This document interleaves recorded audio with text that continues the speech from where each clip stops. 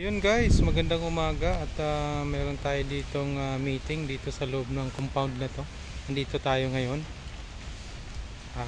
Malawak na bukirin ang inyong makikita dito. At ayan, may baka pa, no? Yan, isa sa mga magandang tanawin dito sa Cavite, itong mga taniman ng palay na ngayon ay nakabakante na kasi baka pagdating ng panahon gagawin na itong mga subdivision. So ayun, may mga nakikita pa tayong baka doon, oh. Ayan, oh. Ayan. So ganyan, ito yung lugar na ating pinuntahan ngayon kasi nga may mga magaganap ditong meeting at kasama tayo sa naimbitahan. So yung dinaanan natin, ayun guys, rough road, maputik kasi nga umuulan. So yan, may tower pa dito. Yan muna ang update ko sa inyo guys. Maraming salamat at magandang umaga sa ating lahat. Ingat-ingat, maulan pa rin dito sa Maynila ngayong araw ng Linggo.